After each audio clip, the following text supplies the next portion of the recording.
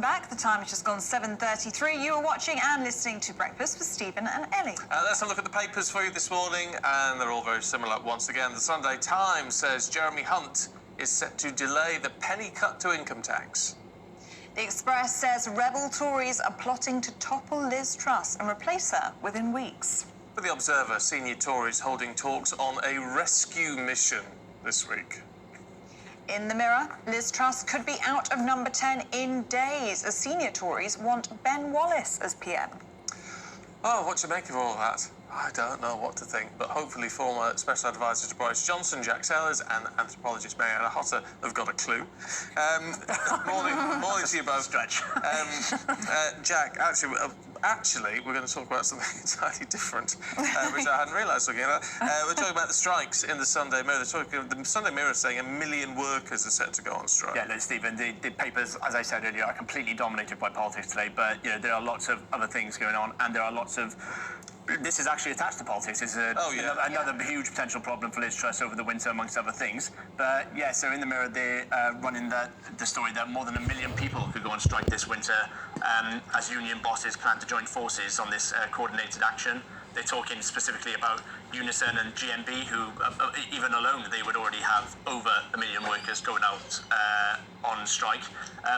This won't be a huge of a surprise story for your viewers or amongst us, even because we've had a summer, even last week, of rail strikes, lots of disruption, but there could be more to come with nurses balloting at the moment. Obviously, there's postal strikes.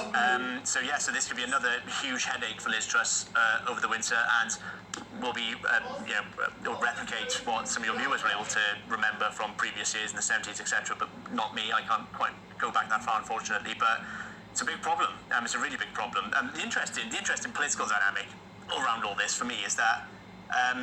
In a way, if people will look to the government now on the back of what Liz Truss promised in the mini-budget, tax cuts for the top income bands and all this sort of stuff, and the bankers' bonuses, and people will look at this and say, well, if you can find, obviously we now know she couldn't find the money, but if you can promise that sort of thing, why can't you give working people a pay rise? But in more conservative days, I think there would be a very easy argument for the Conservatives, or discussion at least, about why the problems of raising pay with inflation at 10% or whatever would be hugely inflationary for the rest of the country, hugely problematic for the economy. But it's just interesting in the political context. We can't really have those sensible discussions right now because we're all talking about everything else. The elephant in the room, yeah. And it's so interesting. We had Simon Calder in earlier, travel correspondent for The Independent, and we were talking about these new laws on strikes that are currently going through Parliament, pressing ahead with that move to introduce minimum service levels, so that would try and take away some of the power of the unions on the railway.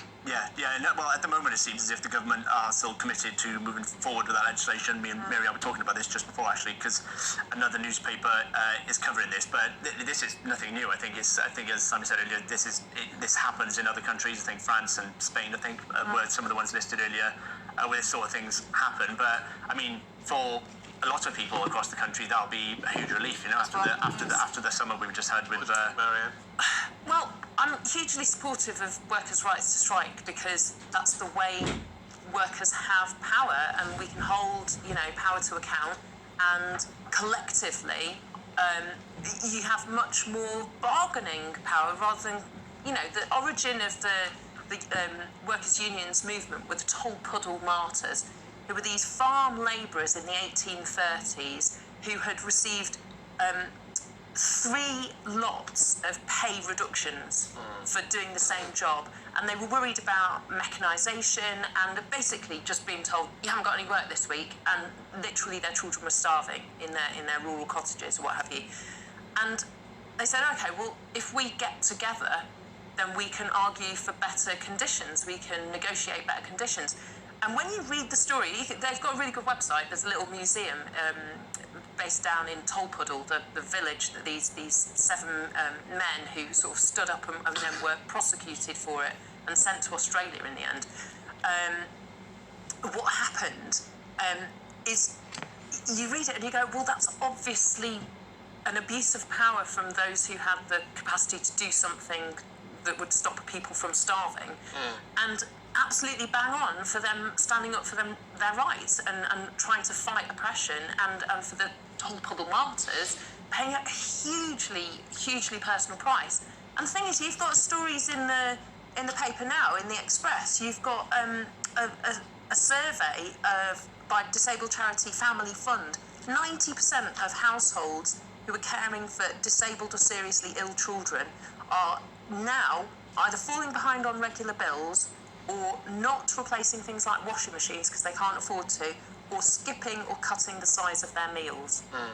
And that is the reality. You've got one of the other papers is running a story about the Sussex Police Force who have set up a community kitchen for their own officers, because the lowest pay a police officer gets is 23 grand. It's lower than the UK average.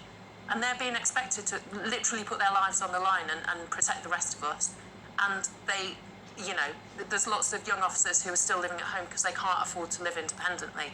You know, they're skipping meals themselves. A police officer is skipping meals because they can't afford to live. And the reality is that if we just kind of throw up our hands and go, oh, well, you know, there's not that much money, we're just going to have to, grit our teeth and get through it. Yeah, but the whole sort of political side of that is that you meant to, you know, we want them to come up with strategies which will generate money, grow the economy, bring in extra tax revenue, which may happen by reducing taxes. Weirdly, that's how all this possibly works. Rather than just throw money at these problems. Agreed. It can't just be, you know, you print more and you give it out. But I think fundamentally that was one of the things that really struck me as a lack of understanding in the way that Kwasi Kwarteng and Liz Truss made their big sort of rabbit out of the hat mini budget announcements that so panicked the markets.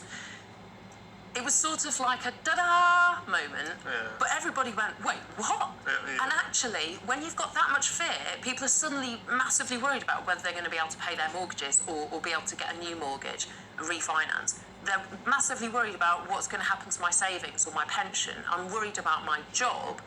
That is not the way that people are going to put their hands in their pocket and get a takeaway that night, or get their hair done, or book a holiday, or buy some extra presents at Christmas time, or go, I'm going to take on an extra member of staff because I think we're going to be okay. That's a fair point, Jack, isn't it? Yeah, no, but if there's anything which the last few weeks have shown us with all the economic turmoil, is that we can't, going back to Miriam said this herself, and yourself, Stephen, that you can't just go around printing money. You know, what's interesting about both of these sort of stories, I'll come on to the disabled family story in a second, but just going back sort of to the strike and this whole conversation is that, like I said, in more sensible economic conservative times, there would be a conversation about this and the impact that would have.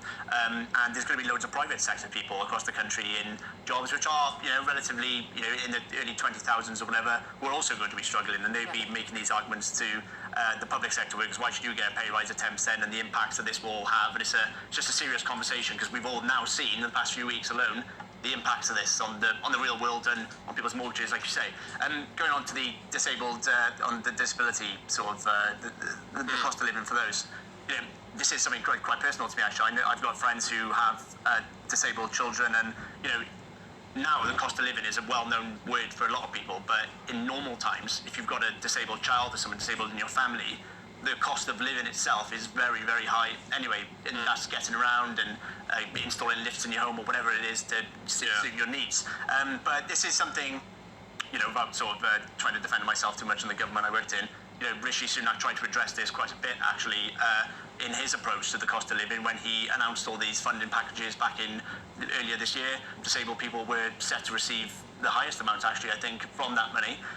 But you know, if there's a lot of truth in this story, which I'm sure there is for people around the country where they are struggling to this extent, then I'm sure the government, any compassionate government, would want to look at it again and see if they need any more funding to help them through, because you know, these are the extreme ends of the angle of who well, you would hope that, but Jeremy Hunt does all these little interviews on Friday saying, well, you know, we're going to have to look for more efficiencies across all government departments. Well, yes. And he's talking about kind of, you know, austerity doubled. Yes, but with that, I mean, just talking of responsible government, the idea of that would be, I mean, you know, you don't like austerity. I mean, who does? No. But if you use that money from us to help those people who needed the money even more, I mean, it's about reallocation, isn't it?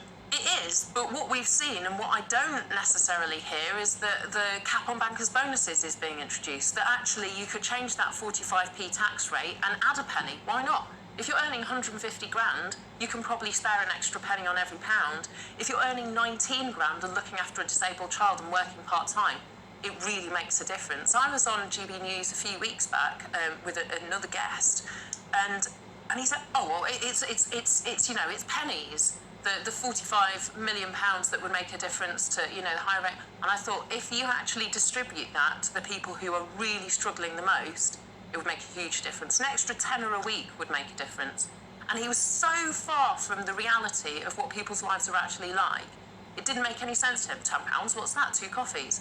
And you go, no, £10 is the difference between being able to buy your kids school shoes or not skipping dinner tonight. Yeah, or eat a meal. Well, it is, but it's that whole point of not making taxes punitive, isn't it? Which is... But you can't... I really want to protest against the trickle-down idea. No, well, yeah, well, it if rich people earn more money, eventually the poor people will get a bit... Trickle-down has been proved not to work, but also you don't want to stifle...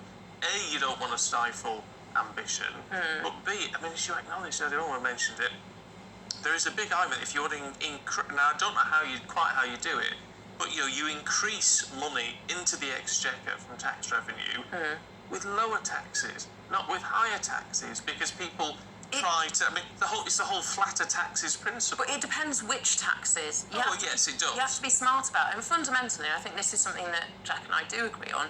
Growth has to be the driver. You can't print money.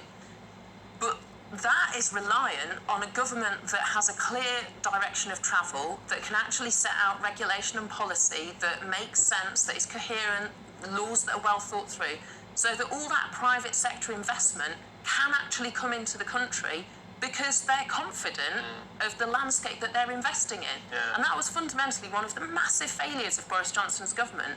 There was all, okay, we're going to have a business white paper, we're going to have an energy paper, and you've got investors going, we'd love to invest in renewables, we've got money and we're waiting for opportunities to invest.